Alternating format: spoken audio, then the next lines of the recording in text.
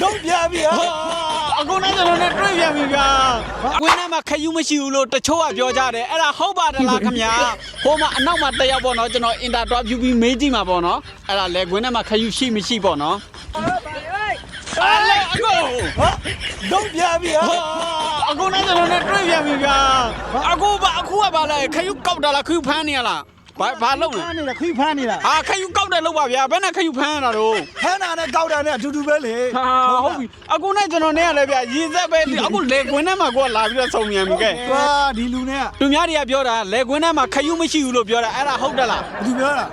သူများတွေပြောရလေတချို့ ဒီမှာလက်တွဲခင်းတွေကိုကောက်နေတာလေ အော်ဟုတ်တာပဲဒီမှာ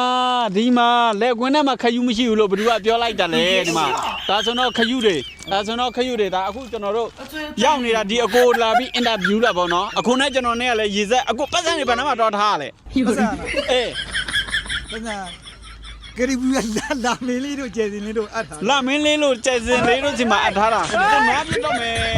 အဲ့လိုလုံးမနေနိုင်ပါဘူးအာ ဘုန်းကြီးကတက်တက်နေတာကောင်းမလဲဂျိုးလေးထွက်နေ အဲ့တော့အခုလေကွင်းထဲမှာခယူးရှိလားမရှိဘူးလားသူတို့တစ်ချက်ပြောပြပါဦး ခင်းတွေရှိတယ်လေဒီမှာအိမ်ထဲမှာတော့ဖမ်းတာ လေကွင်းထဲမှာခယူးရှိပါတယ်လို့နော်မရှိဘူးလို့မပြောပါနဲ့လို့နော် ဘယ်သူကပြောရလဲ သူများတွေပြောတာ